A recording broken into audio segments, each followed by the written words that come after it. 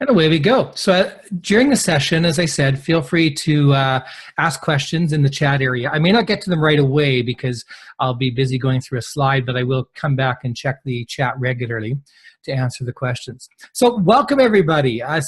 Welcome to 10 free tools for time management. My name is Garland Coulson. I'm known as Captain Time, and for over 20 years I've been teaching and working to master time management. And my original reason for doing it wasn't to teach it. My original reason for doing it was, like many of you, I felt overwhelmed. I was way behind, and I was looking for ways to get out of it. So I started to lay my hands on every book and course and everything else I could do to help. What triggered all of this for me was kind of interesting. First, my interest in time management was triggered, first off, by a gift.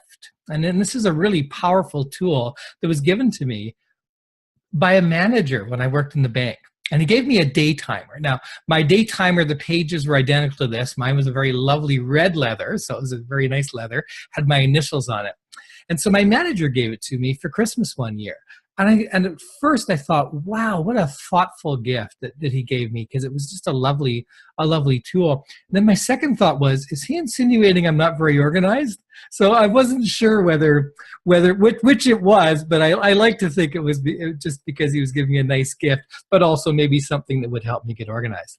And I loved the day timer. It had a spot over here on the left for appointments and scheduled events, had a spot for diary and work record, a list of your things to be done today, an expense and reimbursement record, and other pages you don't see here. They had pages for meeting notes, for goals, for customer notes. There was just a wide range of things that it would do. And this is a phenomenal tool. I use this tool for years to help keep me organized. And something like this can also help keep people organized today. And they're being sold today. The layout's the same today as it was all those years ago because they'd worked really, really well to refine it. But I don't use it now because I use other tools. I use software tools that are computer-based that let me search, that let me do a lot of things a day timer didn't. But it was just a really great, powerful tool to help me get organized. So my goal today is to find you some free tools that are going to help you get organized and inspired the same way that getting the day timer helped me become inspired. So some people are saying, well, why free tools? Aren't the paid tools better? So why is Garland just teaching free tools? Well, a couple of reasons. First off, people are more likely to come to a webinar on free tools because it just sounds cooler than they come to some really reasonably priced tools or come to some really expensive tools, but that will really help you. So free tools sounds better and something everybody can afford. But the great news is the things you learn by using free tools will help you get organized. And then later on, if you want to upgrade to other tools, you'll know what you're looking for. So the free tools are like stepping stones. They're really great ways to start to make this work. And then you're able to you're able to go on and to move on to the other ones when you need it. Now, many of these free tools are powerful enough.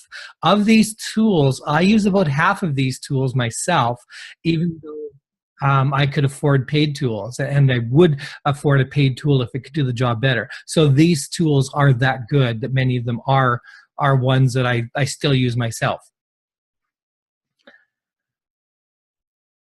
So the approach I'm going to take today is I'm going to talk about the type of the tool. First off, what does it help with?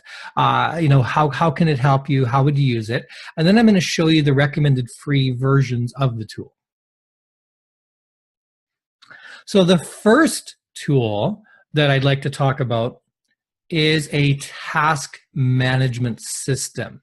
So what is a task management system? It's effectively something to hold your to-do list. It's places to keep all of your tasks.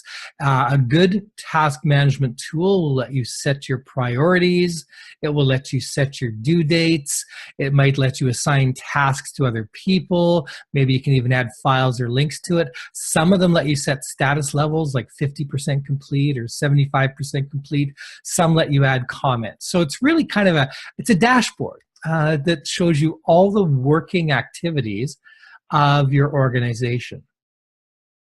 So do all of you, what do you use now for a task management system? Do you use a piece of paper? Do you use something like Google Tasks? Do you use something like Outlook? So what is it you're using now for tasks?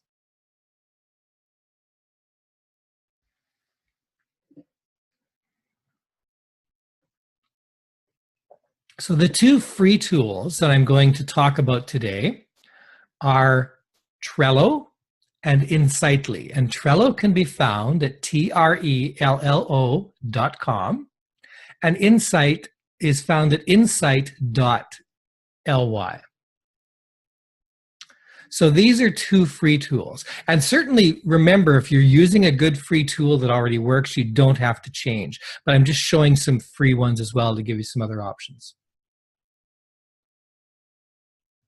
So this is a tool called Trello. So this is a board on Trello, this whole area here. And on the board, you see it has a number of different areas called lists. And you can have as many boards as you want with Trello, which is really quite cool. So Trello works with cards. It's kind of neat. You can see each of these cards are here. A card can have a due date. It can be dragged and dropped anywhere. You can click on it to get more information. You can vote on it. You can use labels. You can attach pictures and files, hyperlinks, checklists, and you can assign tasks to others. So it's a really great way to have everything laid out at a glance. So you could have one board for marketing, one board for each client project you're working on, one board for product development. So there's lots of great ways to be able to use Trello this way. Now, the other cool thing about Trello is it does work as well on mobile, so you can use both your desktop, your tablet, and your smartphone as well. So certainly, if you're already using a system and it's working really well, there's no need to change. But Trello is well worth a look. I like what I really like about Trello is how visual it is. Like, you know, when you look at it, it's visual. You can drag and drop things, and there's unlimited boards, lists, cards, and members even on the free account. So there's a lot you can do even with a free account. You can have unlimited lists, unlimited cards, unlimited boards. So it works really well. Another one is called insight.ly, and it's got a task section for you. And you can see here with a task, you can put in the name, who it's assigned to, what category, due dates, start date, do you want a reminder, what priority level, and so on. And you can link it to a contact as well. So insight.ly is also very nice. I quite like the interface. It's free for, I think, up to 2 users and maybe about 2,000 contacts. And it also includes a contact manager and some reporting. So both of these are quite useful. I don't use either of these myself. I have a little more robust one I use called Teamwork Projects. If any of you ever want to look at Teamwork Projects, contact me and I'll demonstrate it for you. But Trello, I find, works very well for a lot of my coaching clients who are first starting out that don't have anything. Trello is usually where I send them to, and it really helps them get organized. The next tool, so tool number 2 of our 10 tools today, is a focus timer. So what a focus timer is, it's really just a little countdown timer. So I set my timer for 30 minutes, and then I work totally focused for 30 minutes, and it counts down, 29 minutes, 28 minutes, etc., and it goes there. So what this does is it helps me stay focused because I turn off my cell phone, I turn off my email, I close all my other tabs, and all I do is for 30 minutes, I do nothing but work on that client project, or nothing but work on writing my next article, or work on my project, whatever I've decided is my next focus. Another trick with this too that I use is I break up what I do into what I call roles, or maybe categories. So for example, I'm an entrepreneur. So if I don't market every week, I don't have any income. So therefore, I want to make sure at least 25 to 30% of my week is spent on marketing. So by setting timers and recording how much time has been spent on each area, I can make sure that, okay, this week I spent 25% in marketing, I spent 20% in product development, 20% in client projects. So it works really well.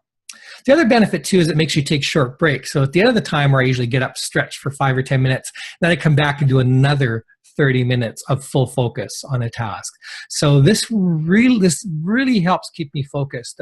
It's amazing how much I can get done in 30 minutes. Like projects that weighed on me for weeks. I was worried about getting to. I've been struggling with getting done. When I set a timer and work 30 minutes on it, I blow through huge amounts of the work that I thought. And then I look back and go, well, why was I upset, or why was I concerned about that? Because it really didn't take that long. So where do you get a focus timer? There's online ones. There's one here, link that will be here, and I'll be sending out a video replay of this to all of you as well, so you can access this later as well.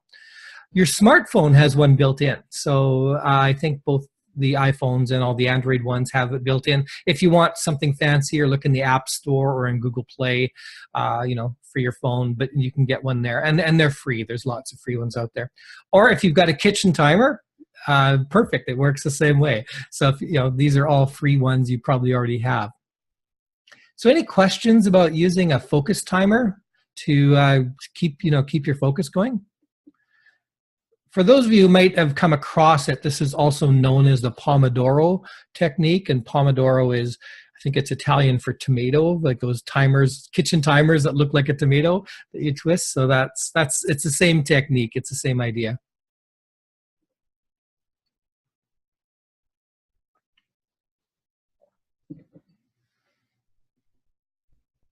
Okay, you can continue to ask questions and go ahead. I'm just going to move on to the third free tool here. So we've talked about where to keep your tasks, but where do you keep your people? So you need some sort of a system to manage all of your contacts. And this is also known as a customer relationship management software, or CRM is what they're often called. So what they do is they'll keep track of all of your people. It will keep track of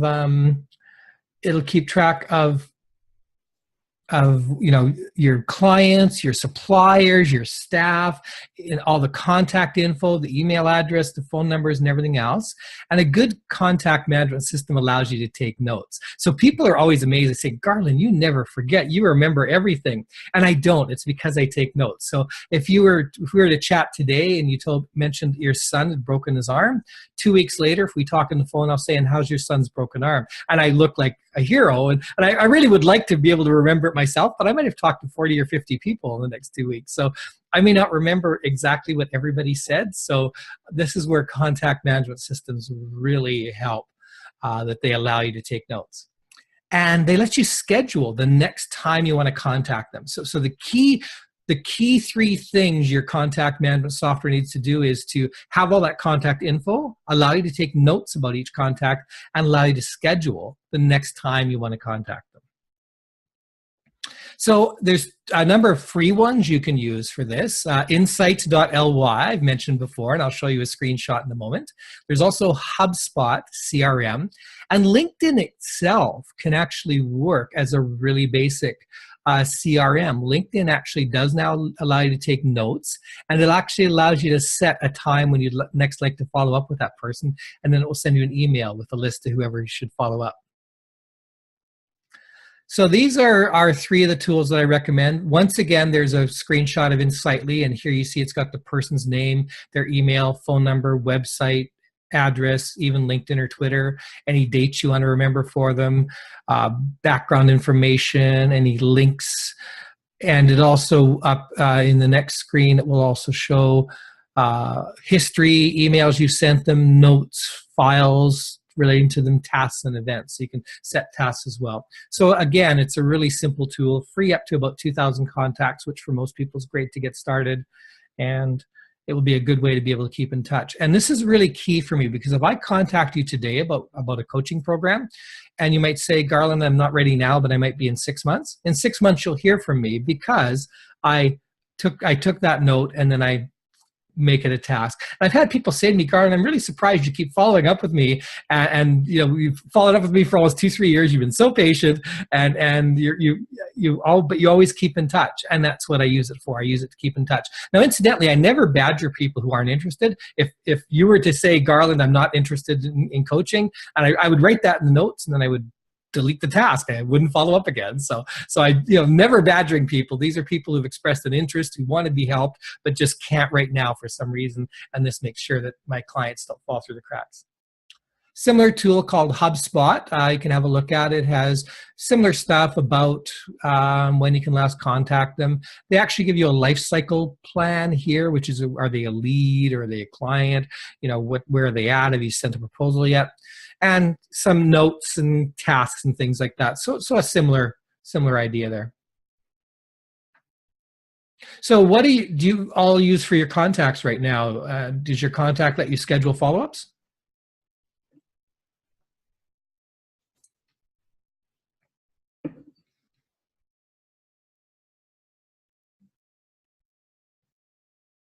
Okay, the next tool I want to talk about is one almost nobody uses, and this is probably one of the most powerful tools I'm going to show you here today, and it's called a text expander.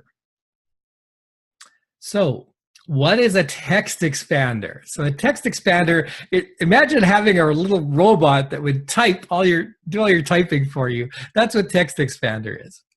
So a text expander lets you insert blocks of text or website links or anything else you want with just a few keystrokes or a keyboard shortcut. So as an example, if I wanted to type maybe about G, my text expander could automatically drop some information about me, right in there. And it's like literally done in a split second. So it happens instantly. So this saves me a ton of time every day. So I use it for sales letters and proposals. You can use it for signature lines. I use it quite often for support replies, like if people ask questions, it's kind of something I get a lot. I turn that into a text expander block so that I can immediately insert it. Common email replies, nonprofits can use it for fundraising letters. I use it a lot for URLs. So instead of, let's say if somebody asked for a link to my coaching program, instead of me having to open up my website, go to that coaching page, copy it, and then paste it, instead I just type U, short for URL in my mind, coach. And it automatically drops in the whole link. Or I can type in, U school, and it would automatically give people a link to my time management online school. So it's so nice. It just saves me an amazing amount of time. Recommendations of tools, site, and software. So if people often ask me, well, what email marketing software do you use? Then I can just say, here's the email software I use and why. And I can plop that in. I could just type in something, like a little shortcut for it. Picture links, you can use it for recipes. They will automatically correct, misspelled words, any kind of common bits of text. If you're a programmer, works great for blocks of code, email addresses, phone numbers, mailing addresses, any of those kinds of things. Common symbols and characters. This is where I found another use. I work worldwide. My clients are around the world. So what I find is that I'm often having to do quotes in things like pound sterling or in euros. So instead of my having to try to remember the keyboard shortcuts, which are something like Alt 0163 for one of them and 158, I think, for the other one, instead of trying to remember those, I just type in :pound, P-O-U-N-D, or :euro, and automatically inserts the symbol for me. So if you're ever working with some strange symbols quite often, text expander is a great way to do this. Inserting date and time, templates and checklists, like I use this a lot for templates. So it's just a phenomenal tool. So I'm not sure, does everybody here are using Windows or using Macs or both, or let me know what you're using here. So the text expander I use is called Phrase Express. It has both a free and a paid version, but the free version is very powerful, probably all you need. It works on Windows and Android. It doesn't work on Mac. So for Mac, there is something called aText for Mac, but I think it costs money. I think it's like $4.99. So, not free, but still very reasonable. One of my friends has a Mac, so it would be aText if you're going to be using that. So, and I can't recommend this tool enough. I mean, this tool, as I said, it probably saves me a good hour a day just with typing alone or more, especially if I'm doing a lot of proposals and sales letters.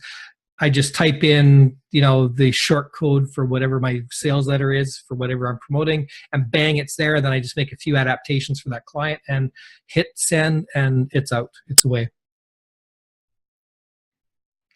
Okay.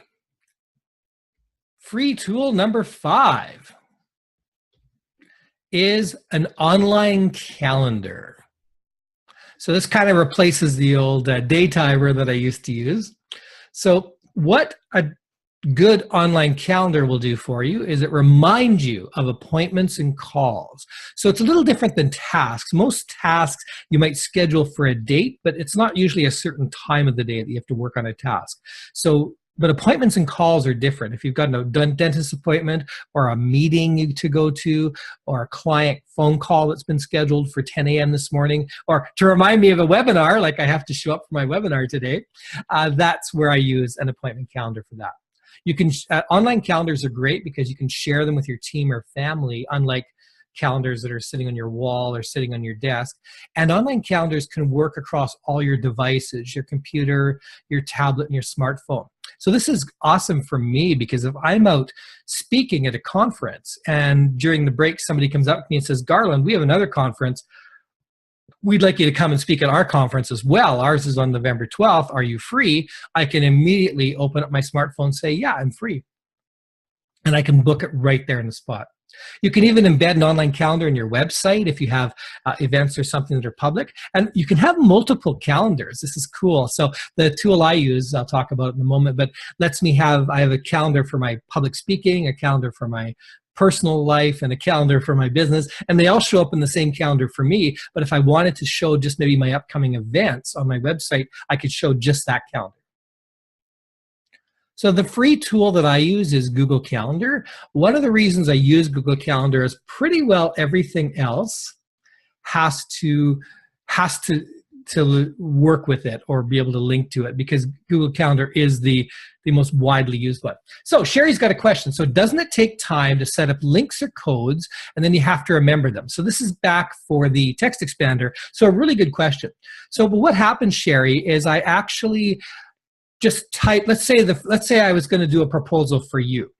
And I think it's a proposal that somebody would use quite often. Maybe I'm proposing to do coaching for your entire team. So then I might write the proposal in the email. Then I just copy it. And I just copy and paste what I've already written into Phrase Express. And if you want at the end, if you remind me at the end, I can take a moment and I can open up Phrase Express and I can show you an example of how that works.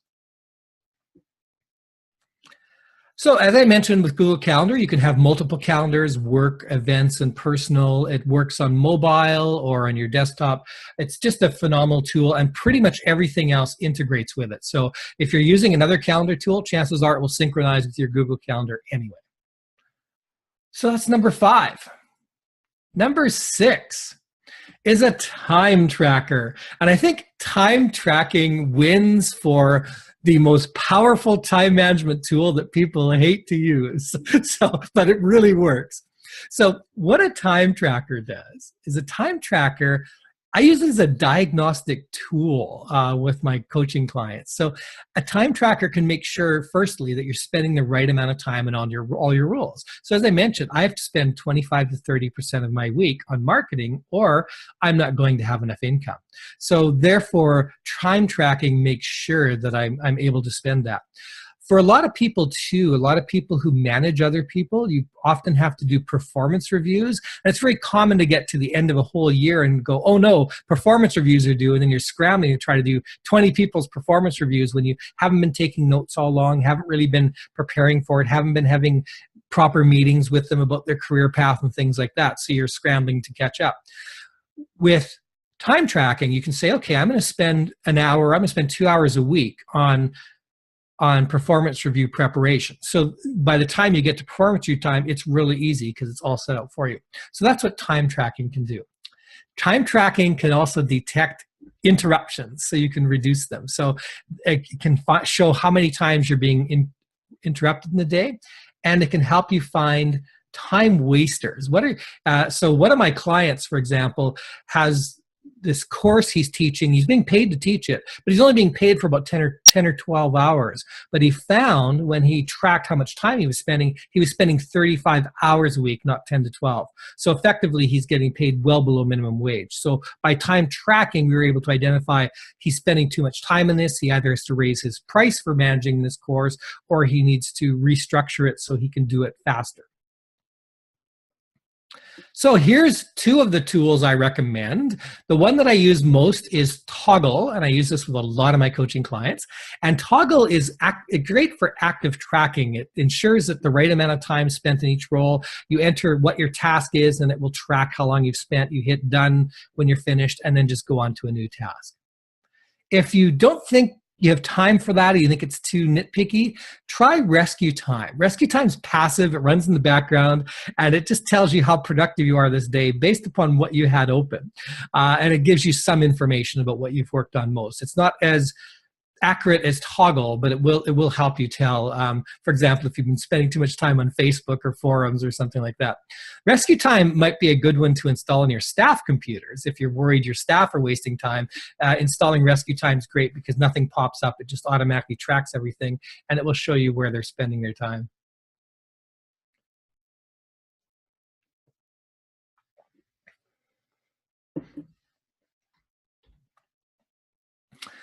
Okay, tool number 7 is a password keeper.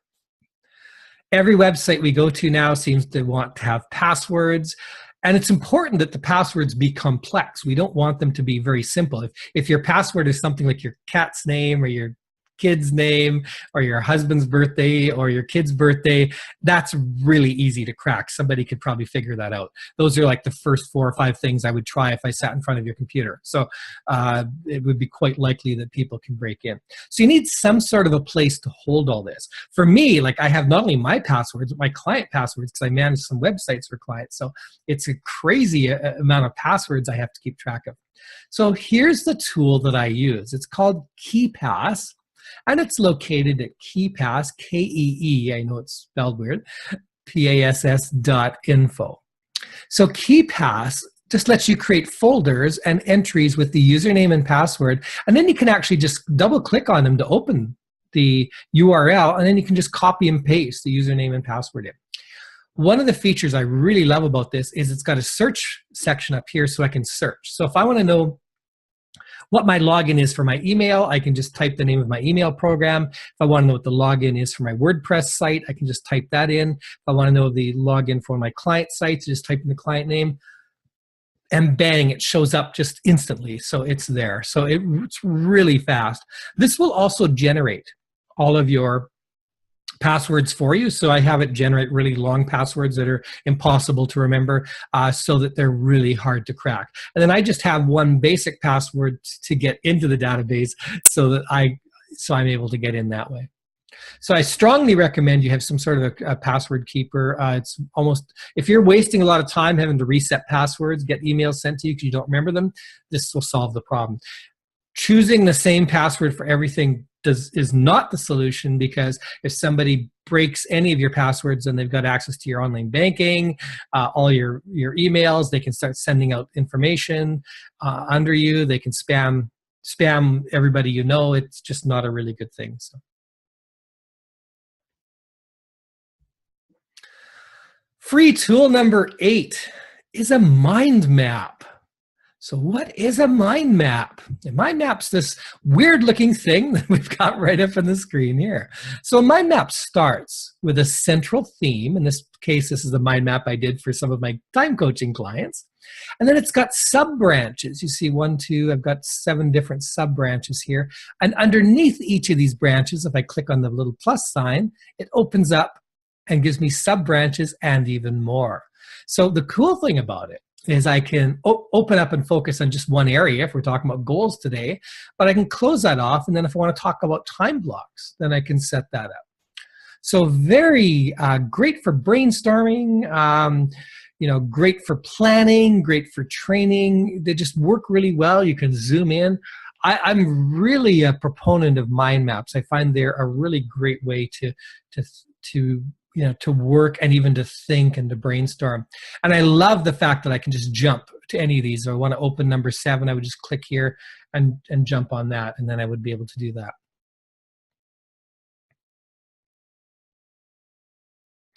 Now, another thing too is for those of you who have to take notes, such as students or people who coach other people, I've tried a lot of different ways to take notes, because while I'm coaching a client, I've got to take notes on what we talked about so I know for next time so I can build on it.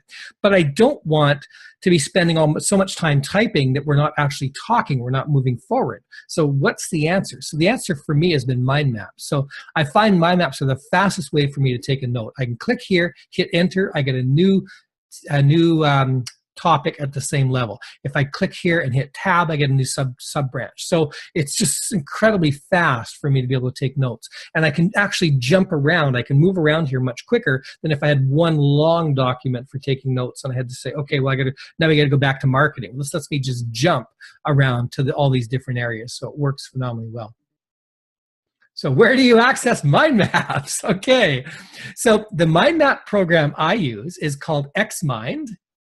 That's at xmind.net.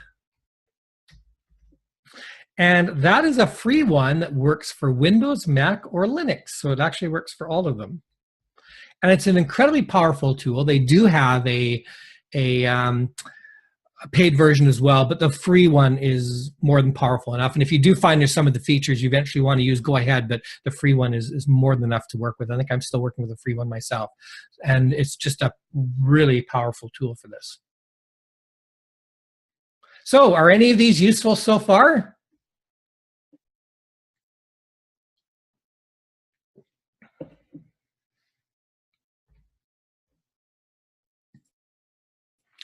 The next thing I want to talk about is search, and it's not really a separate tool because you've probably already got it built in, but it's funny because most of us are used to searching online. So we go to Google and we let Google handle finding everything, and Google's awesome. Google works great. But when we go to search our hard drive, most of us don't do the same thing. Most of us save our hard drive in the old kind of filing systems of having folders and different things and hierarchies. And that's kind of the old way of doing things. That was back in the old days when we had actual physical file folders. And instead, you should just search. So here's what I searched when I was searching for something about Christmas on my hard drive. You see all this stuff shows up right away. So the key is to use search in things instead of trying to file. I don't file my email anymore. I used to file my email under client folders, under all these different things. I don't anymore. I just search instead, and it's faster to find.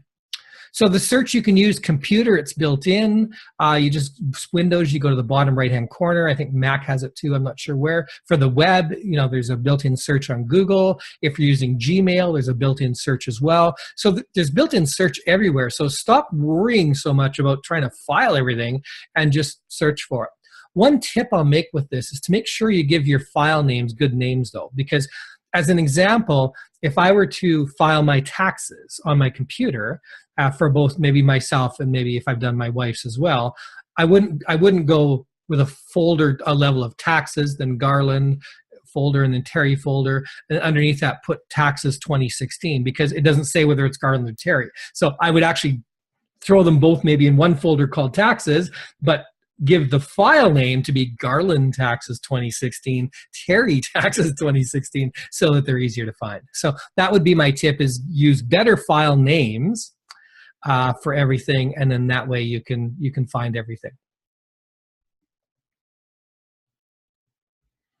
Free tool number 10, bookkeeping. And if you don't think you need bookkeeping, don't leave now, because I have a bonus tool.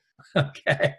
So bookkeeping, when it's done on the computer, is awesome because it makes it just so easy to keep up, and you can easily catch expense creep or revenue drops. And bookkeeping tools also let you generate reports, and it really becomes like that dashboard of how's your organization or your company doing.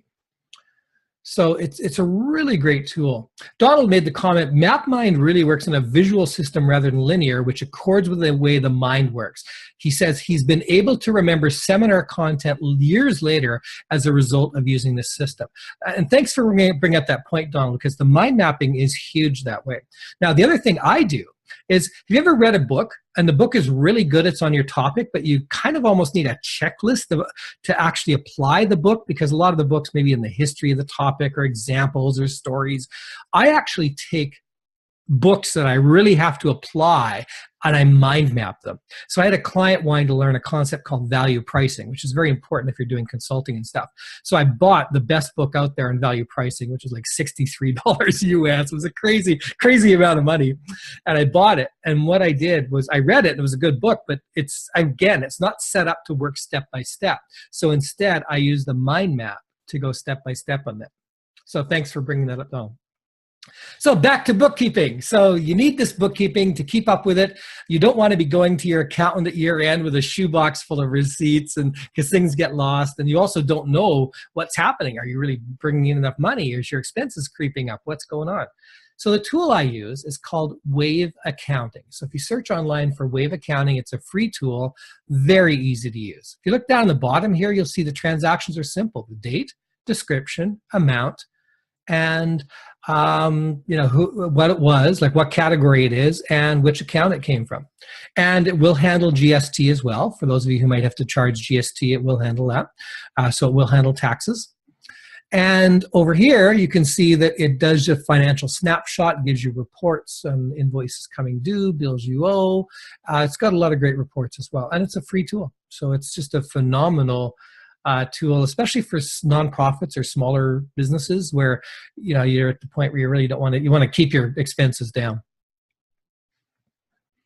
Okay, let's talk about the bonus tool.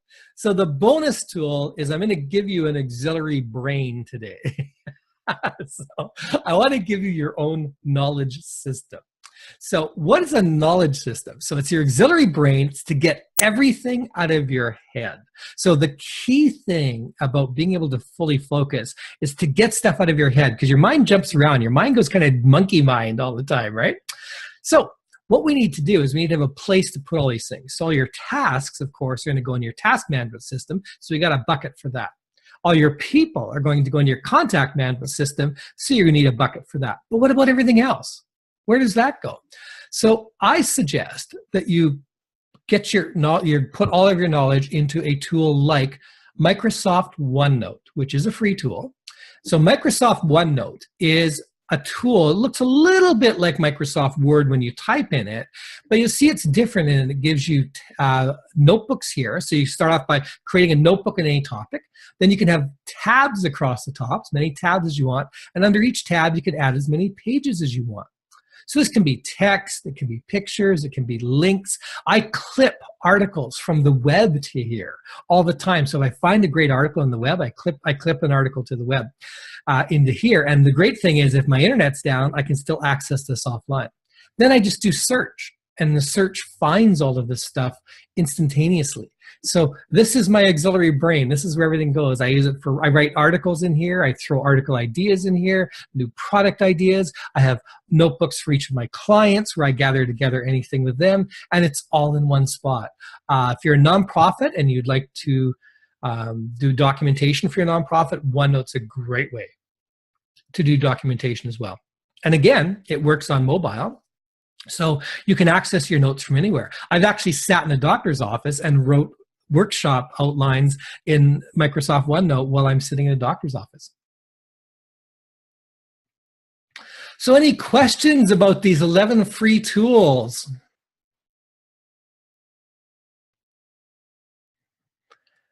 Now, of course, a tool's only the beginning. The tools I've given you today are a start.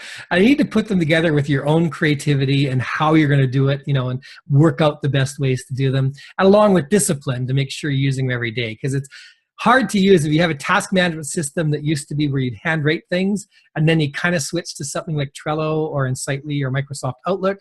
Then you got half in each place unless you fully engage. So that discipline needed to do this every day is really important. So the tools plus your mind and creativity plus discipline every day are going to be what equals success.